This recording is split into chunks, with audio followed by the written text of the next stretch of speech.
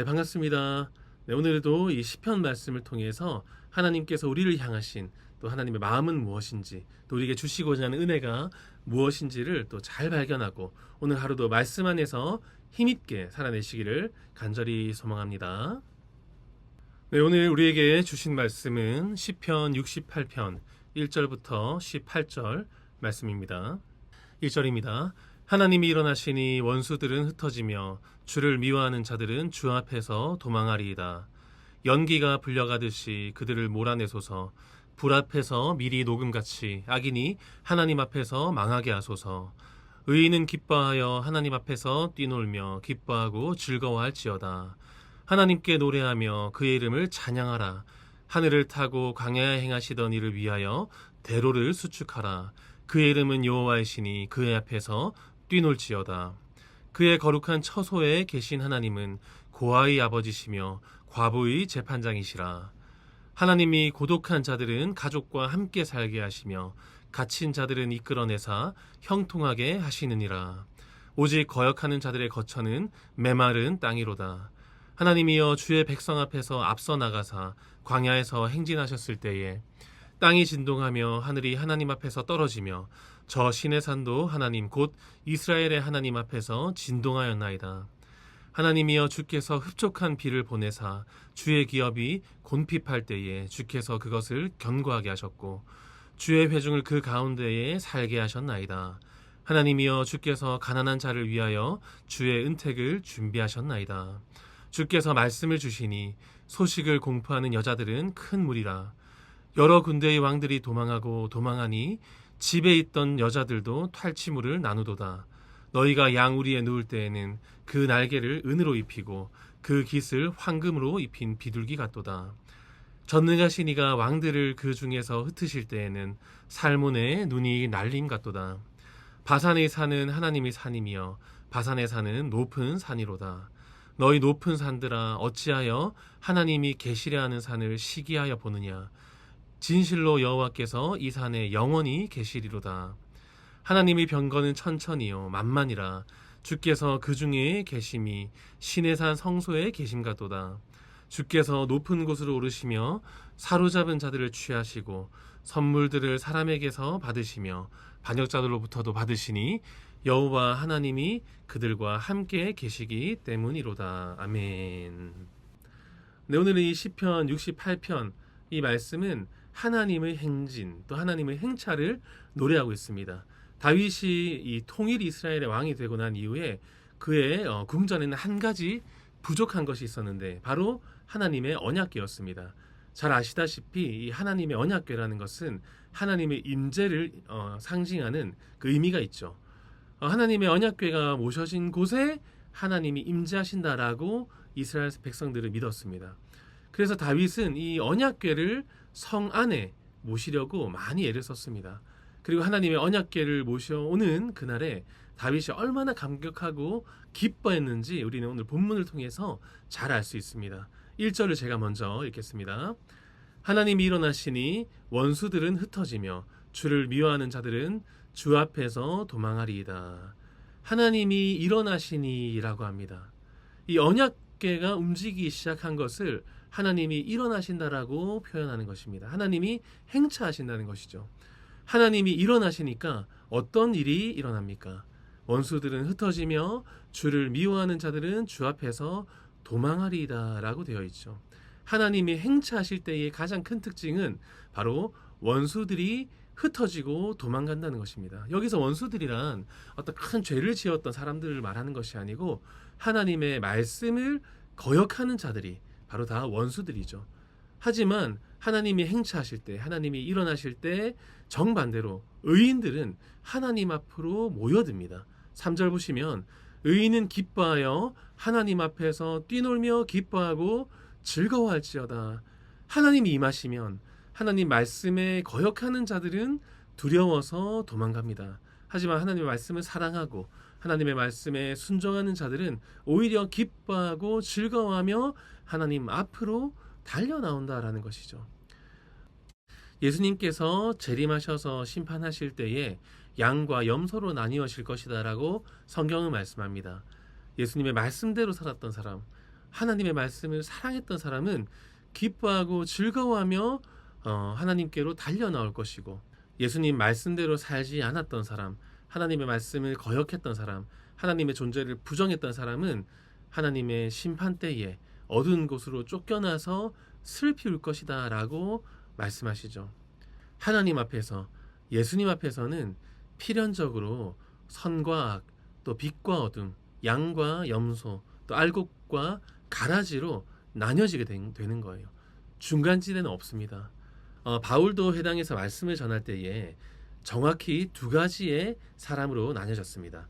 한 사람은 바로 그 말씀을 자신의 말씀으로 듣고 회개하고 세례를 받는 사람, 또 다른 부류는 정반대로 그 말씀을 듣고 크게 화를 내고 분노하며 바울을 죽이려고 했던 사람, 정확하게 두 부류로 나뉘어지는 거예요.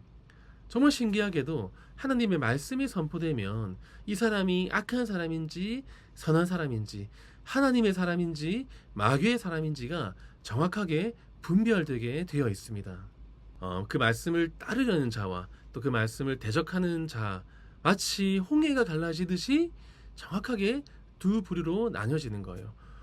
또 계속해서 하나님이 임재하시고 행차하실 때 일어나는 놀라운 일은 바로 하나님이 우리보다 앞서 가신다는 것입니다. 우리 7절 말씀 보겠습니다. 하나님이여 주의 백성 앞에서 앞서 나가사 광야에서 행진하셨을 때에 라고 되어 있죠. 광야라는 곳은 한 치 앞도 내다볼 수 없는 길입니다. 그 앞에 무슨 일이 일어날지, 저 모래 언덕 너머로 무엇이 기다리고 있을지, 어떠한 고난과 또 고통이 마주할지 한 치 앞도 예상할 수 없는 곳이 이 광야인데, 그 광야를 하나님께서 우리보다 앞장서서 나아가 주신다는 거예요. 하나님은 언제나 우리보다 앞서 가시며 또 우리에게 뒤따라오라라고 말씀하십니다. 그렇기 때문에 우리는 하나님보다 앞서가지 않고 겸손하게 주님의 뒤를 따라가는 것이 바로 하나님의 임재를 경험하는 것이고, 그 하나님의 임재 안에 들어가는 것이고, 또 하나님의 그늘 아래서 평안함을 누릴 수 있는 지름길인 것이죠. 지혜로운 사람은 하나님 뒤에서 하나님을 바라보며 가는 사람이고, 미련한 사람은 하나님보다 내가 앞서 나가며 하나님이 보이지 않는다고 불평하는 사람입니다.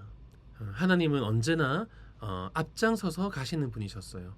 이스라엘 백성들이 요단강을 건널 때도 이 언약궤를 맨 제사장들이 앞장서서 요단강을 건넜습니다. 그러자 요단강이 멈춰섰고 그 길을 따라서 이스라엘 백성들이 요단강을 건너가게 된 것이죠. 예수님도 언제나 우리보다 앞서간다고 말씀하셨습니다. 요한복음 10장에서는 나는 선한 목자다라고 말씀하셨고, 내 양은 내 음성을 알므로 내 뒤를 따라온다라고 말씀하셨습니다. 주의 말씀이 항상 먼저 가셔서 우리의 길을 비춰주시기 때문에 우리는 아무런 염려 없이 순종함으로 그 뒤를 따라가기만 하면 됩니다. 우리가 잘 아는 유명한 말씀 시편 23편 말씀에서도 다윗이 이렇게 고백하죠. 내가 사망의 음침한 골짜기로 다닐지라도 해를 두려워하지 않을 것은 주께서 나와 함께 하심이라. 주의 지팡이와 막대기가 나를 안위하시나이다. 비록 우리가 인생을 살아가면서 사망의 음침한 골짜기를 만난다 할지라도, 또 우리가 오르지 못할 높은 벽을 마주한다 할지라도 우리의 목자 되시는 그 주님께서 우리보다 앞장서 가주시기 때문에 우리는 전혀 두려워할 필요가 없는 것이죠. 네, 끝으로 18절을 제가 읽고 말씀을 마무리하겠습니다. 주께서 높은 곳으로 오르시며 사로잡은 자들을 취하시고 선물들을 사람들에게서 받으시며 반역자들로부터도 받으시니 여호와 하나님이 그들과 함께 계시기 때문이로다. 아멘. 하나님이 우리와 함께 계시기 때문에 악한 자들 또 반역자들이 도리어 귀한 것을 내어놓는 그런 반전이 일어날 것이다 라고 성경은 말씀합니다. 이 모든 역사가 그 시작이 바로 1절에서 하나님께서 일어나실 때에 일어나는 역사입니다.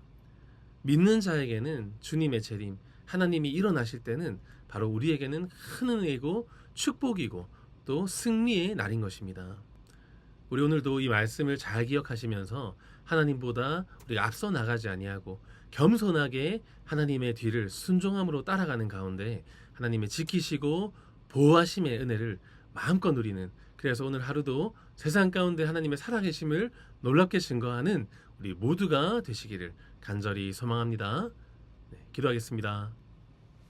사랑이 많으신 하나님 아버지, 오늘도 귀한 하루를 우리에게 선물하시고 이른 아침부터 하나님의 이 달고 오묘한 이 꿀송이 같은 말씀을 들음으로 하루를 시작하게 하심에 감사와 영광을 올려드립니다.